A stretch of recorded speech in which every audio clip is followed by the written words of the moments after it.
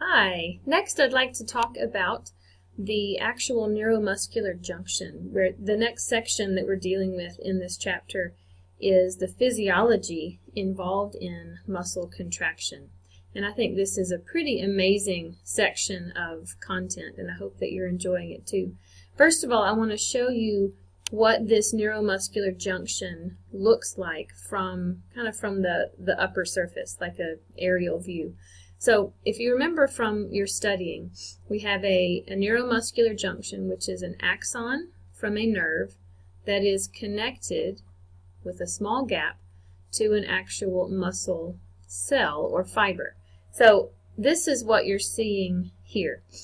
Here is one individual muscle cell or fiber, right?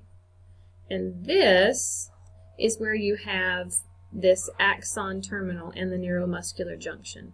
So we're going to take a closer look at this section and see what's happening. But before we do that, remember that in order to get a message to the muscle, we actually have nerve impulses or action potentials that travel along the neuron and make their way to the axon terminal.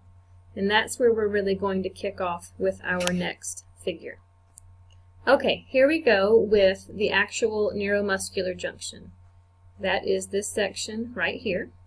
And we have one axon terminal. There were lots of them because the neurons branch quite a bit as they get to the muscles, but this is one individual axon. So, some of the things that happen. First of all, we have the action potential traveling down the membrane of this axon. As that action potential, or as that nerve impulse travels down to this axon terminal, it is going to trigger a transport process called exocytosis. Remember that from the very beginning of the semester? Exocytosis is the movement of a vesicle that's bound up, and it moves to the end and releases its product into that space, that extracellular space. So in this example, the vesicles contain acetylcholine, which is a neurotransmitter, and as that vesicle moves to the surface of the axon terminal membrane, then the acetylcholine, these little dots in green, are released into the synaptic cleft. Now, as soon as these neurotransmitters float across the synaptic cleft, they are going to bind to receptors that are on this membrane, and you can see one of those here. So this is on the sarcolemma, which is the muscle cell membrane. As the acetylcholine binds to its receptor, it is going to cause a gate to open up in that receptor. Now, I have to pause here for just a minute. Do you remember what we talked about in the nervous system this week about the polarity of the membrane, how we have all the positive ions on the outside and all the negative ions on the inside, and that's called the resting membrane potential. The resting membrane potential. That is true for neurons, but it's also true for the muscle membrane. Those are the only two types of cells that are going to have this resting membrane potential. So we know that there are all these positive, they're sodium ions on the outside of this muscle membrane. And as soon as we open up what's called a voltage-gated sodium channel here in the sarcolemma, those sodium ions are going to come into the membrane. Now, the neat thing is that as these sodium ions come in, they actually cause the opening of the next sodium ion channel, and that comes in.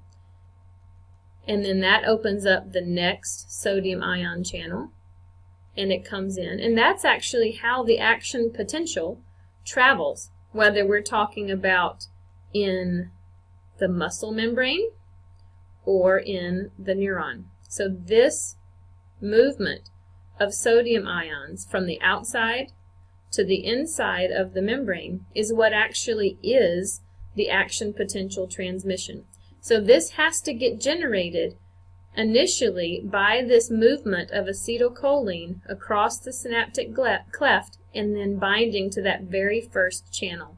And when it binds to that first channel, the sodium comes in, and that initiates the entire process of action potential transmission that starts here. It goes down the membrane, it goes across the sarcolemma, and remember the T-tubules are just these deep invaginations of the membrane.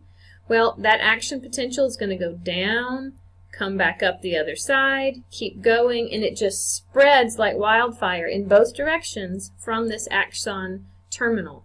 And this is that initial phase that has to happen to take an action potential from the neuron to creating an action potential in the actual sarcolemma. We have to have an action potential in both if we want to send this message. So we're going to stop there, and I'll pick up in the next video.